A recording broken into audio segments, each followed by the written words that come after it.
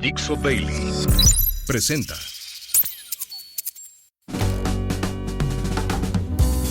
Bienvenidos.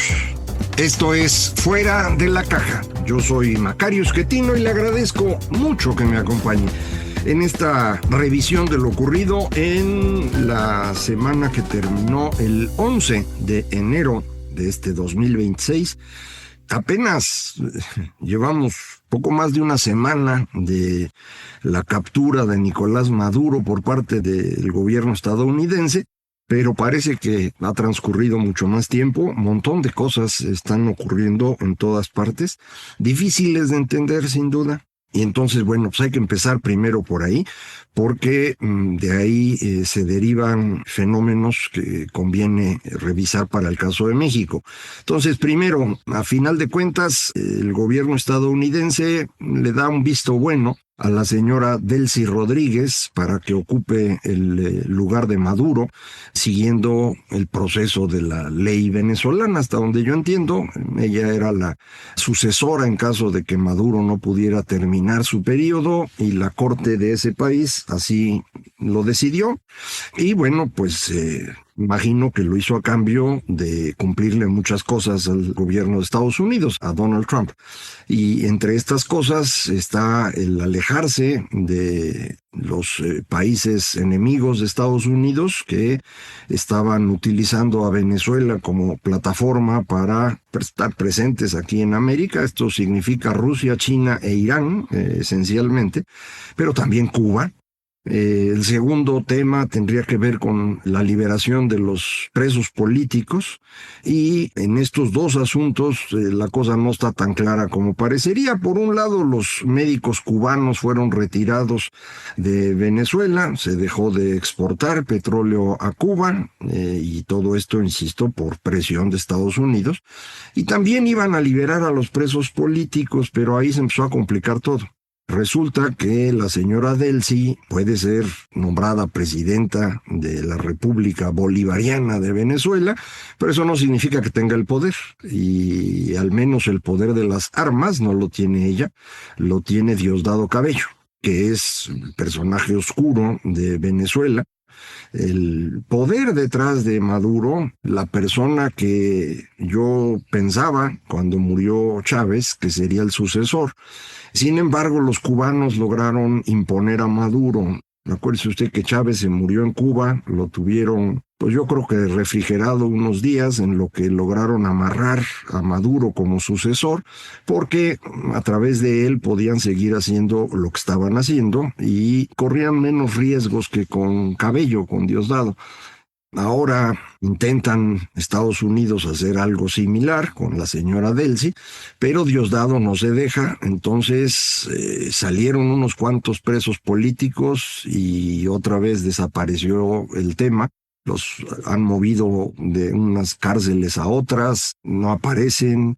Ahora anunciaron hoy lunes que estaban liberando a otros más, no queda claro. Y Diosdado Cabello, apareció por ahí un video en estos días reclamando a gobiernos de otros países que no estaban defendiendo a Maduro, a pesar de que Maduro los había ayudado a llegar al poder, y se refiere explícitamente a la señora Sheinbaum y a Gustavo Petro, el de Colombia. En la semana, Gustavo Petro buscó una llamada con Donald Trump, la consiguió y habló con él largo y tendido. Trump dijo que había sido una llamada monumental y fabulosa, lo cual significa que Petro se allanó por completo e hizo bien. Creo que estaba jugando con fuego. Petro termina su gobierno en este año, habrá elecciones creo que en 4 o 5 meses, de manera pues que queda al descubierto. Y si siendo presidente de un país pueden llegar las fuerzas especiales de Estados Unidos, pepenarte y llevarte a un juzgado estadounidense, pues dejando de ser presidente el asunto se pone peor todavía, ¿no? Entonces Petro hizo lo que tenía que hacer, ya se cubrió. Habrá que ir manteniendo esta relación positiva con Estados Unidos el mayor tiempo posible y, bueno, pues se acaba el conflicto para él. Aquí en México dicen los que saben de estas cosas, de información, los columnistas pues que se dedican a estos temas, dicen que hubo un problema serio este fin de semana porque nuestro canciller, no sé si usted ha oído hablar de él, señor Juan Ramón de la Fuente, que es un absoluto inútil y que ha tenido mucho éxito en el servicio público, porque así son las cosas. Y estuvo tratando de que Marco Rubio le tomara la llamada desde el viernes en la mañana y se la tomaron ayer domingo, ya anoche, y según la notita que puso el señor Rubio en redes sociales, fue para pedirle al gobierno mexicano que ya cumpla lo que se quedó. Hoy en la mañana hubo una llamada de la señora Sheinbaum directamente con Trump. Ella dice que estuvo muy bien, pero Trump no dijo nada, cuando menos hasta el momento que yo estoy grabando para usted. A lo mejor al rato dice algo, pero si hubiera sido una llamada tan buena para Trump como fue la del señor Petro, ya lo hubiera dicho. Con Petro fue casi de inmediato que puso su tuit el señor Trump diciendo que había sido muy buena conversación. Aquí no se ha visto nada y ya va un rato. Entonces, a lo mejor no fue tan buena, cuando menos en la perspectiva del señor Trump. Lo que estamos viendo más allá de lo que ocurre en Venezuela, la respuesta de Colombia, el intento de la presidenta de Honduras de echar abajo la elección que parece que ya fracasó, en los nicaragüenses que ya empezaron a soltar presos políticos antes de que se los pidieran, o a lo mejor sí se los pidieron, pero de una vez también no quieren mayor riesgo. Cambió mucho el panorama en estos pocos días, resultado de este ataque que todo el mundo insiste, pues va en contra del derecho internacional y pues muchos decimos eso del derecho internacional está complicado porque es una ilusión y no creo que haya mejor ejemplo de esa ilusión que lo que está pasando en Irán. En Irán van ya 2 semanas de manifestaciones de la población que ya está harta del régimen de los ayatolas. Hay varias razones para estar hartos. Hace 3 años, alrededor del asesinato de una joven por el delito de mostrar su cabello, hubo una gran manifestación de mujeres que intentaron, pues, también derrocar al régimen sin ningún éxito. No alcanzó con esa presión. Había ocurrido en ocasiones anteriores también grandes manifestaciones que no se logran sostener en el tiempo. Las de ahora parecen distintas en su magnitud, en el tiempo que han durado y sobre todo en la transversalidad del movimiento. Es decir, no son solo las mujeres, no son solo las personas que se quejan del desastre económico en el que están hoy, son también los comerciantes que fueron el sostén político de los ayatolas por mucho tiempo, y son también las regiones kurdas y de Balochistán, que pues han estado tratando de separarse de Irán desde hace tiempo. Recuerde usted, los kurdos ocupan la región noroeste de Irán, todo el norte de Irak y la parte sureste de Turquía. En los 3 países han estado intentando pues separarse y crear una región kurda, una nación kurda. Esto les ha traído la represión en Turquía y en Irán, y antes, cuando estaba Saddam Hussein, también en Irak. Ya han aguantado, ya están, y están otra vez presionando. Entonces, esta combinación de tantos grupos ha permitido que estas manifestaciones continúen, y esto ha llevado al régimen iraní a una represión sanguinaria, sin ningún límite. Irán es una construcción política muy curiosa, en donde hay una especie de gobierno parlamentario democrático, hay elecciones, se eligen a los parlamentarios, al presidente del país, pero estos changos no tienen poder. Ellos son, se supone, los jefes del ejército iraní, pero el ejército iraní no es el que tiene la mayor cantidad de armas. Tiene Irán una estructura paralela que está configurada por los ayatolas en un consejo de guardias de la religión. El presidente o el líder de ese grupo es el verdadero personaje con poder en Irán. Hoy es el señor Ali Khamenei. Eso fue lo que fue Khomeini antes, ahora es Khamenei, es una persona de casi 90 años, pero es el que tiene el poder. Y ellos tienen a su grupo armado, los guardias de la revolución. Y estos guardias de la revolución no solo son los que tienen más armas, son los que controlan los negocios, el petróleo, el turismo, y esto los hace inmunes a una rebelión interna. Es decir, no es nada sencillo que estas personas que están en este grupo de guardias se quieran separar del régimen iraní, pues porque de ahí está todo para ellos. Está su dinero, está su vida, está todo. Entonces, la traición es poco probable en ese grupo. Del otro lado, en la parte semidemocrática, pues ese gobierno sí quiere deshacerse de los ayatolas, pero no tiene cómo hacer.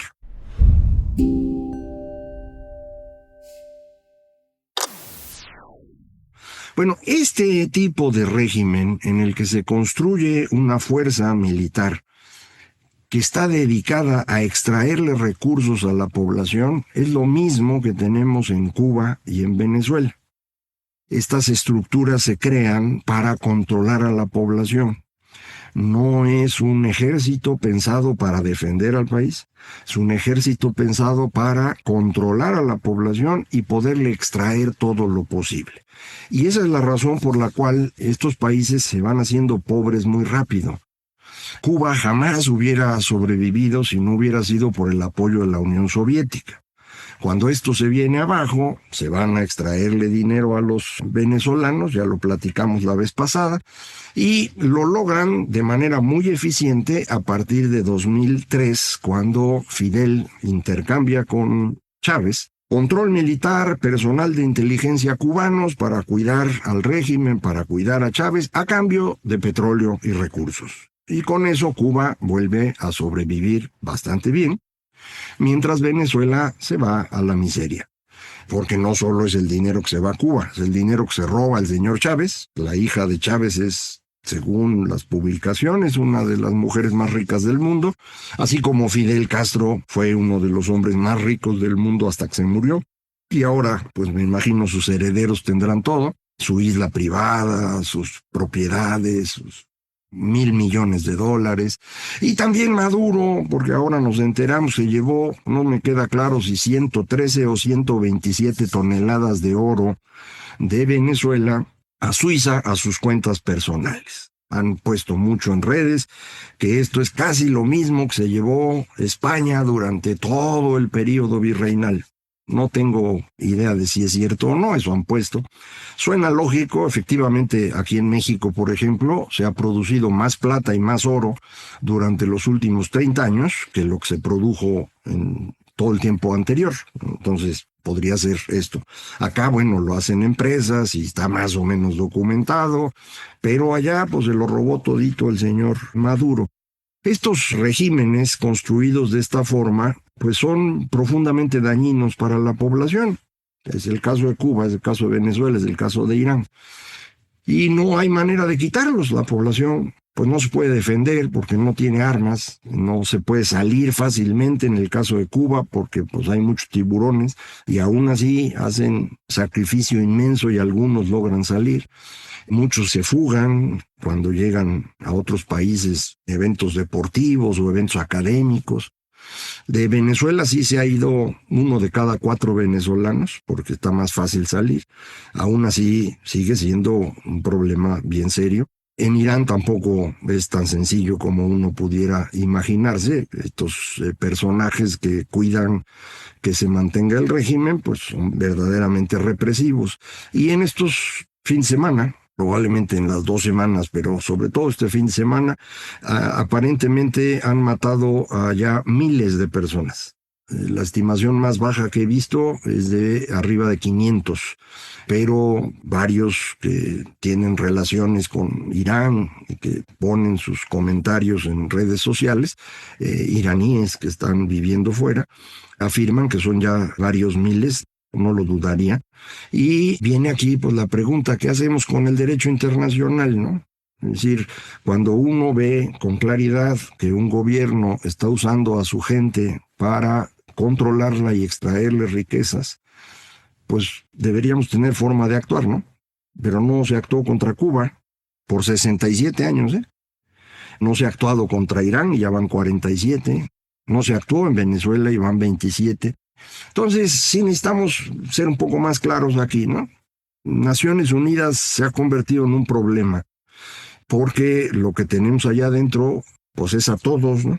Y estos todos significan democracias y regímenes autoritarios. Y los regímenes autoritarios se cuidan entre ellos. Y son mayoría, no son menos, son más. Tiene usted China, el país ya no más poblado del mundo, pero el país que ahorita es más importante del lado totalitario. Está Rusia también, y ellos dos tienen veto en el Consejo de Seguridad de las Naciones Unidas, así que no se puede hacer nada contra ellos. Y si ellos deciden que hay que cuidar a Irán, como lo hicieron durante todo este tiempo, pues tampoco se puede hacer nada contra Irán.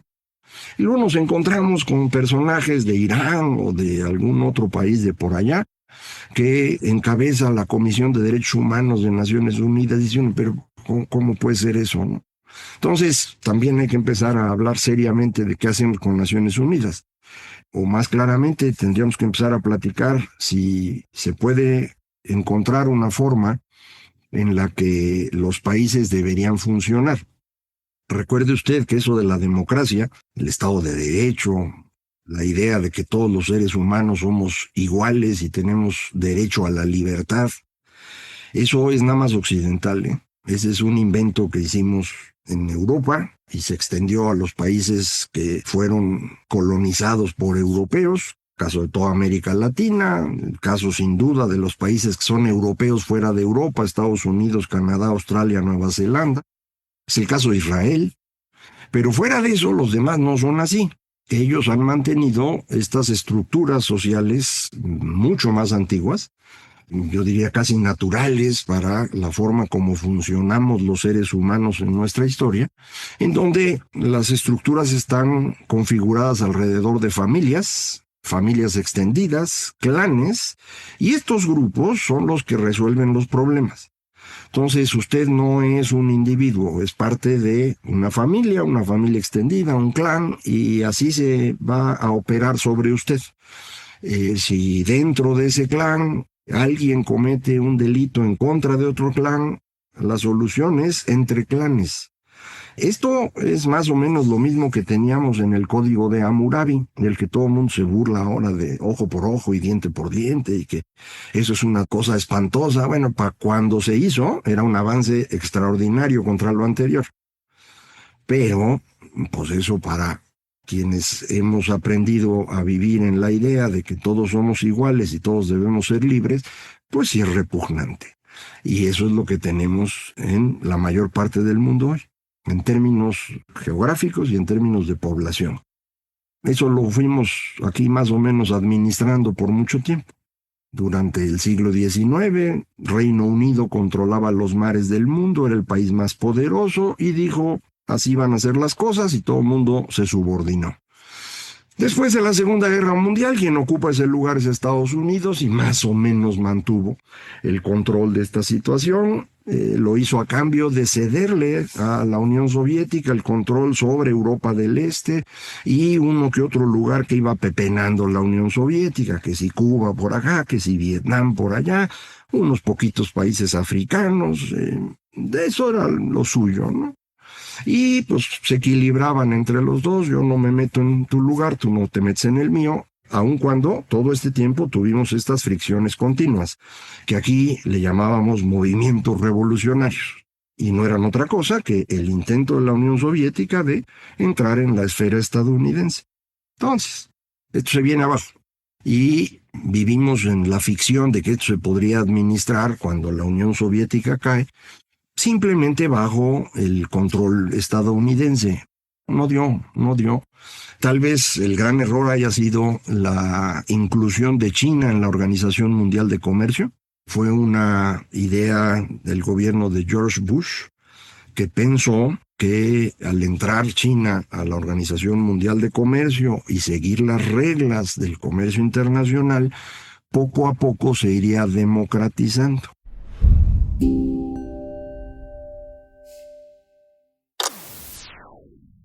Es una idea muy curiosa que viene de una escuela de relaciones internacionales, la teoría de la modernización, de que una vez que un país empieza a modernizarse, naturalmente se va a hacer democrático.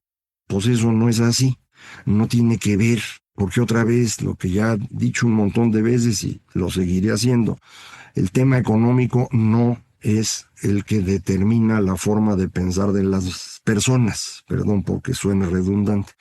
No es así. Entonces, usted puede hacer ricos a los chinos y no se van a volver democráticos. Y eso más o menos ocurrió. No es que sean ricos, acuérdense, el ingreso por habitante en China anda rondando el de México, lo mismo que el de Rusia, ¿no? No son tan distintos, ¿eh? Entonces, pues con eso no alcanza para ser una potencia mundial. En el caso de Rusia esto es clarísimo, no pudieron ya con Ucrania, no pueden sostenerse, pero ahorita platico más sobre esto. Y en el caso de China, la idea de que esto iba a llevar a la democratización tampoco funcionó, y lo que sí ha generado es que China entra a la OMC, no cumple las reglas, se dedica a invadir mercados y va destruyendo las capacidades de manufactura de buena parte del planeta, vendiendo por abajo de costo, es decir, haciendo dumping. Los dejaron hacer eso. Cuando viene la gran recesión 2008-2009, para China esto fue un problemón porque ellos invertían mucho y lo que se producía lo exportaban. La gran recesión cierra los mercados por un par de años y entonces China tendría que haber empezado a venderse hacia adentro, es decir, a consumir más. No lo hicieron. Prefirieron seguir el camino que traían, pero al doble de velocidad. Mucha más inversión. Porque la gran preocupación para el gobierno chino es que la gente esté contenta. Vea la diferencia con los otros regímenes a los que me refería yo. O sea, no todos los regímenes que la gente llama de izquierda son iguales. En el caso de China, el gobierno chino controla a su población, pero la controla generándole posibilidades de ingreso. No es nada más controlar, como en el caso de Cuba, con un vecino en cada casa que está de espía del gobierno y luego militares o fuerzas de represión que van y golpean a la gente en la calle. No, en el caso de China, sí golpean gente, sí hay gente que está espiando, hay todas las cámaras que usted se puede imaginar, pero hay que darle a la gente suficiente ingreso porque si no, el Partido Comunista Chino no sobrevive. Y esa es la razón por la cual desde 2022, estrictamente hablando desde octubre de 2021, cuando se viene abajo la gran burbuja inmobiliaria que se creó por duplicar la inversión después de la gran recesión, China tiene ahora sí que exportar todo, y al precio que sea. Y por eso nos llegaron tantos autos chinos en los últimos 4 años. Pero una cosa impresionante. Este proceso es el que convence a todo mundo de que las cosas no están funcionando. La gran recesión, que deja ver que las finanzas globales no eran tan eficientes como parecían. La pandemia, que nos encierra y nos obliga a pensar cada uno por nuestro lado y empezar a ver que no estábamos tan contentos como creíamos. Y esto pasa en todo el mundo, incluyendo al interior de China.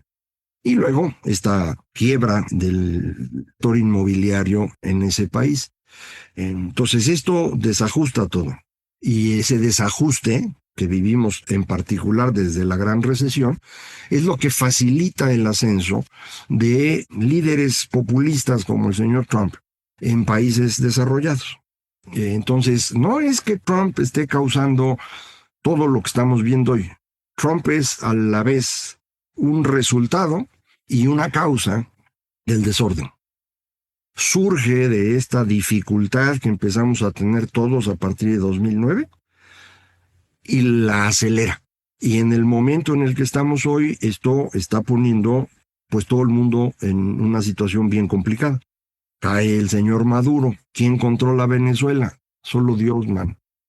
De él sí dice que tiene el apoyo de Estados Unidos, pero Diosdado es el que tiene las armas y están midiendo a ver quién se queda con todo.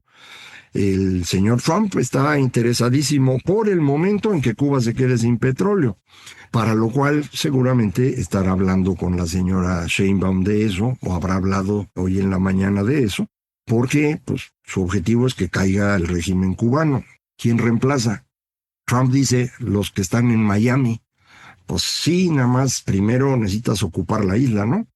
En Venezuela no quisieron hacer eso porque ¿cómo ocupas un país de ese tamaño? O sea, tampoco es que con un equipo de 200 cuerpos de seguridad así extraordinarios, con los que se llevaron a Maduro, puedes ocupar el país, eso no pasa. Y en Cuba también, ¿cómo vas a hacerle? Y esto mismo hay que pensarlo en el caso de Irán. ¿Qué ocurre si los ayatolás caen? Ya pasó en Siria, se vino abajo Siria. ¿Qué ocurrió? Pues es un desastre y no hay manera de controlar. Tenemos también ahí población kurda que está enfrentándose al gobierno del señor que llegó al poder, que antes era un terrorista y que ahora ya todo el mundo lo celebra como presidente. Entonces, ojo, no hay este sistema de reglas internacional que pudiera resolver los problemas. Y no estamos seguros de que pueda existir porque, acuérdese, esta idea de libertad, democracia, Estado de Derecho, pues no la comparten todos los seres humanos. Hay una gran cantidad de personas que han crecido en otra lógica y les gustan las cosas que ven aquí, ¿no? Pues quieren tener Zoom y quieren tener celular y todo, pero no necesariamente les gusta esa estructura política. No les llama la atención la democracia, prefieren algo un poco menos riesgoso, una cosa un poquito más segura, como lo es un monarca, o un emperador como Xi, o un zar como Putin, ¿me explico? Entonces es un fenómeno que estamos viendo en todo el mundo. Sobre México esto está ejerciendo una presión extraordinaria, creo yo, y en un momento en el que nuestra economía no responde. Salieron datos de empleo en la semana, el Seguro Social, quitando el asunto de las plataformas Uber, Didi, Rappi, etcétera, que han estado tratando de incorporar al seguro, quitando eso porque esos eran empleos que ya existían pero no eran formales. La creación de empleo durante 2025 es la más baja. Solamente en momentos de recesión, 2001, 2003, 2008, 2009 y la pandemia de 2020, solo en esos momentos tuvimos una situación peor que la del año pasado. No creo yo que tengamos para este año una circunstancia muy distinta. Es algo que no voy a profundizar ahorita, porque ya otra vez estoy hablando demasiado tiempo. Se la dejo pendiente para ver un momento en el que tengamos más posibilidades. Sin embargo, bueno, una economía débil, una estructura militar dedicada a trenes, hoteles, aeropuertos, en lugar de atender lo suyo, que se parece mucho a estas estructuras de los regímenes de los que hablaba yo, ¿no? Entonces, pues está complicado, pero pues vamos a seguirle cada semana platicando de esto, ya sabe usted. Muchísimas gracias. Esto fue Fuera de la Caja.